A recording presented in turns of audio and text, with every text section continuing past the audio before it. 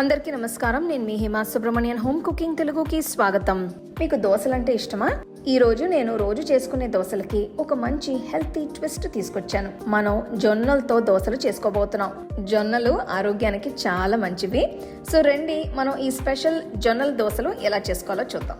ఈ జొన్న దోశలు చేసుకోవడానికి ముందుగా మనం కొన్ని పదార్థాలని నానబెట్టుకోవాలి. ఈ రెసిపీకి నేను 250 కప్ అంతా జొన్నలు తీసుకున్నాను. సరిపడంత నీళ్లు పోసి వీటిని 2-3 సార్లు కడగాలి.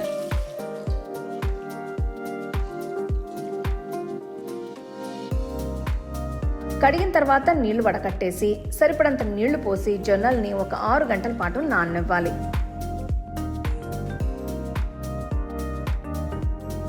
తర్వాత ఇంకొక గిన్నెలో 1/2 కప్పు మినపప్పు తీసుకోవాలి. ఇది 125 ml కప్ మెజర్మెంట్. ఇందులోకి 1/2 కప్పు బియ్యం, 1 టేబుల్ స్పూన్ మెంతులు కూడా వేస్తున్నాను. బియ్యం అలానే పప్పుని కలిపి 2-3 సార్లు కడగాలి.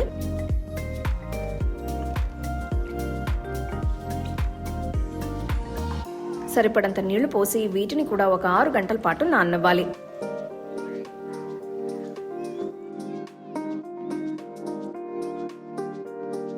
ఆరు గంటల తర్వాత నానబెట్టిన జొన్నల్ని మిక్సర్ జార్లోకి తీసుకోవాలి. వీటిని ముందుగా ఎటువంటి నీళ్లు పోయకుండా రుబ్బుకోవాలి. ఇప్పుడు కొద్ది కొద్దిగా నీళ్లు పోస్తూ మెత్తగా రుబ్బాలి. సో ఇక్కడ చూడండి, నేను జొన్నల్ని బాగా మెత్తగా రుబ్బుకున్నాను. పిండిని గిన్నెలోకి తీసుకుందాం. తర్వాత నానబెట్టిన మినపప్పు, బియ్యం కూడా మిక్సీ జార్లోకి వేసుకుందాం. ఇందులోకి కూడా కొద్ది కొద్దిగా నీళ్లు పోస్తూ మెత్తగా రుబ్బుకోవాలి.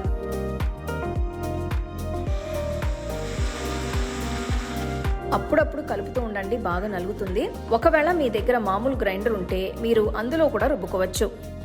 నీళ్లు మరీ ఎక్కువగా పోయకండి, పిండి బాగా పలసగా అయిపోతుంది.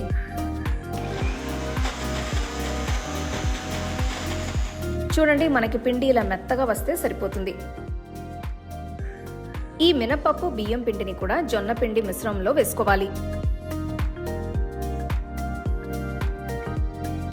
ఇందులోకి 1/2 టీ స్పూన్ వరకు ఉప్పు వేసి 2 మిశ్రమాలని బాగా కలిసేటట్టు కలుపుకోవాలి. చూడండి, పిండి మిశ్రమం చాలా బాగా వచ్చింది. ఈ పిండిని మనం 8 గంటలు లేదా రాత్రి అంతా కూడా పులియబెట్టాలి. ఇక్కడ నేను పిండిని రాత్రి మొత్తం పులియబెట్టాను. చూడండి, పిండి బాగా పులిసింది. పిండి ఇలా ఉంటే మనకు దోశలు కూడా బాగా వస్తాయి. ఒకవేళ మీకు పిండి చాలా చిక్కగా ఉంది అనిపిస్తే కొద్దిగా నీళ్లు పోసి పలసగా చేసుకోవచ్చు. అదే విధంగా నేను 1/2 టీ స్పూన్ ఉప్పు కూడా వేస్తున్నాను. ఒక్కసారి కలుపుకుందాం. చూడండి, మనకి పిండి ఇలా దోశ వేయడానికి వీలుగా ఉంటే సరిపోతుంది. మరి చిక్కగా లేదా మరీ జారుగా ఉండకూడదు. జొన్నల దోశ పిండి రెడీ అయిపోయింది. ఇంకా మనం దోశలు వేసుకుందాం.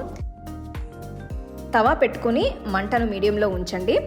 తవా వేడైన తర్వాత ఒక గరిటెడు తయారు చేసుకున్న పిండి వేసి నెమ్మదిగా సమంగా స్ప్రెడ్ చేసుకోవాలి.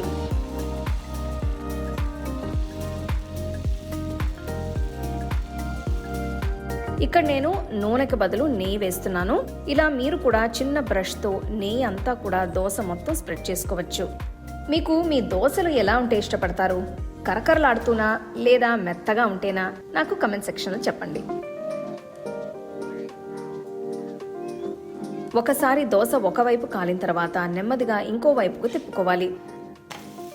దోశని 2 వైపులా కూడా బాగా కాల్చుకోండి. మన కరకరలాడే జొన్నల దోశ వేడివేడిగా రెడీ అయిపోయింది. చట్నీలు అంటే ఇష్టమైన వారికి మన ఛానల్లో నేను ఇదివరకు చాలా చట్నీలు చేశాను. వాటి లింక్స్ అన్ని కూడా డిస్క్రిప్షన్లో ఇస్తాను, ఒకసారి చెక్ చేసుకోండి.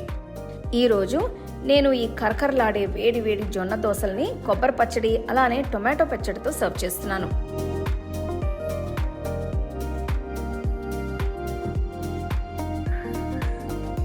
ఒకవేళ మీరు కనుక రోజు చేసుకునే దోశల్ని కొంచెం హెల్తీగా చేసుకోవాలి అనుకుంటే ఈ రెసిపీ మీకు బెస్ట్ ఆప్షన్ అని చెప్తాను. నేను చూపించిన స్టెప్స్, టిప్స్ అన్ని కూడా కరెక్ట్గా ఫాలో అవుతే మీకు దోశలు పర్ఫెక్ట్గా వస్తాయి.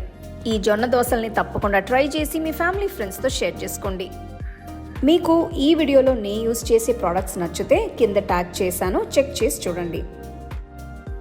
The second edition of the home cooking book is now available on Amazon as well as on shop.homecookingshow.in.